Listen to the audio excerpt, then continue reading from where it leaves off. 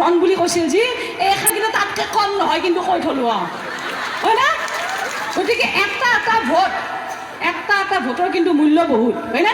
গতিকে চবেই ডেকাই হওক বুঢ়াই হওক হয় না, বুঢ়া বুলি উঠি বেয়া নকৰোঁ, ডেকাই হওক বুঢ়াই হওক খাৰাই হওক চবেই যাই কিন্তু পদুমত ভোট দিব লাগিব হয় না। মই এইটো কথাই কৈছোঁ যে এতিয়া আপোনালোকে মোক এটা কথা কওকচোন, আপোনালোকে ভাত কেনেকৈ খায় দেখে দিয়কচোন, দেখে দিয়ক ভালকৈ দেখক ভাত কেনেকৈ খায় হে। এতিয়া এনেকৈ খাই থকা নাই ভাত হয় না নহয়। কেন্দ্ৰই দিছে কিবা এটা বস্তু ৰাজ্যক লাগি, ৰাজ্য দিছে ইয়াতে আৰু ইয়াতেতো সিহঁতে আপোনালোকে ডাইৰেক্ট পোৱা নাই, তে ভাতটো আপোনালোকে এনেকৈ খনাই। এতিয়া বালি একুঠি লৈ পেলাই এনেকৈ দিয়কচোন, খুব জালি বালিছিল ইফালে পৰি পেলাই হাতত ভাতটো এটা মাত্ৰ খুদা এটা ল'বনে নাই। গতিকে ভাতটো এনেকৈ খাব লাগে নে নাই নিয়মমতে।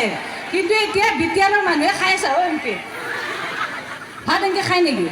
গতিকে সেইকাৰণে আমি এই ভাৰতীয় জনতা পাৰ্টিক আমি সকলোৱে কিন্তু একগোট হৈ জিকাব লাগিব।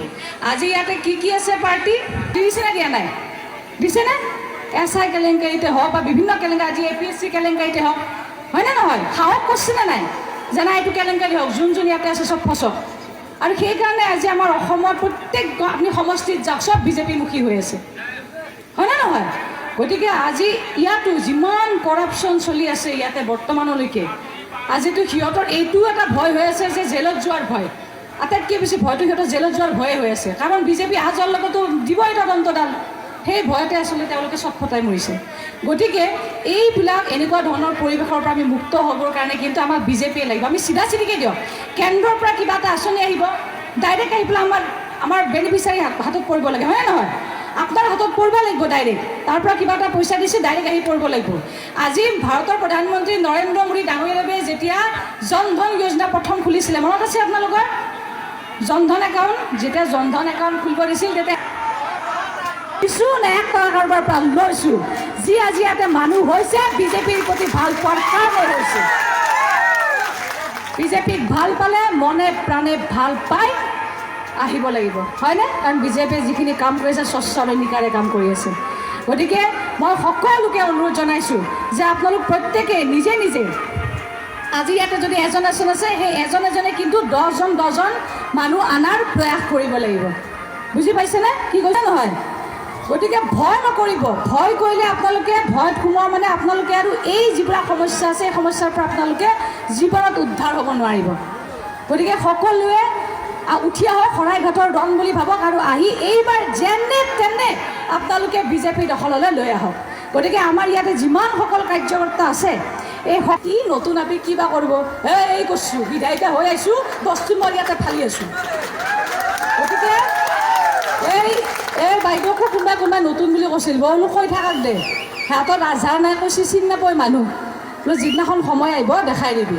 গতিকে এইবিলাক বস্তু থাকে ইয়াতে, সেইকাৰণে সকলোকে কৈছোঁ যে অকলে কিন্তু এই কথাবিলাক আজি আমাৰ এই বিটিয়াৰত এনেকুৱা ইমান ধুনীয়া পৰিৱেশ এটা আহিছে, ইয়াতে বিজেপিয়ে ইমান ধুনীয়া সাংগঠনিক ইয়াতে ভেটি খুদুৰি কৰিছে আৰু সকলো ৰাইজে ইয়াতে আজি যিমান ৰাইজ মই যিমান নিজৰ ব্যক্তিগত যিমানবিলাক যোগাযোগ আছে সকলোৱে কিন্তু এটা কথাই কয় যে আমাক ডাইৰেক্ট বিজেপিৰ পৰা আমাক সা সুবিধা লাগে হয়নে, বাপটো হয় নে নহয়।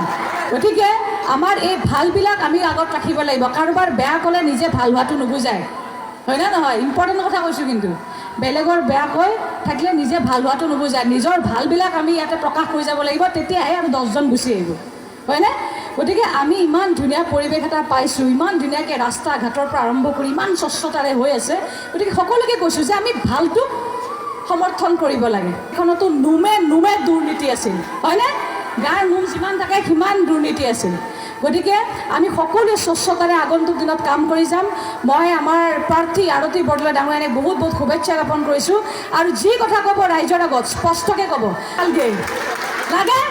পৃথিৱীৰ আটাইতকৈ যদি বিনামূলীয়া বস্তুটো হৈছে হাঁহিটো, সেইকাৰণে মই হাঁহি থাকোঁ, না কাৰোবাক দিব লাগে না কাৰোবাক আনিব লাগে, জন্ম হওঁতে হাঁহি মৃত্যু হওঁতে হাঁহি মৰি যাব লাগে হয়নে নহয়, আৰু দুনিয়াত কি আছে আৰু হয়নে নহয়। গতিকে হাঁহি ৰাখিবা আৰু জ্যেষ্ঠজনৰ পৰা কনিষ্ঠলৈ সকলোকে সুন্দৰ ধুনীয়া ব্যৱহাৰেৰে লগত ৰাখিবা, দেখিবা তুমি জয়ী হৈ নিজে নিজে গুচি আহিবা। ৰাইজক লাগে বিজেপি চৰকাৰ থাপলি নবজয় চাদা দাদা আনিছে নেকি পিছফালে এখন হাতত চাদা থৈ দিছে হাত থাপলিয়ে বজাব পৰা নাই BTR নতুন জোৱাৰ ৰাইজক লাগে বিজেপি চৰকাৰ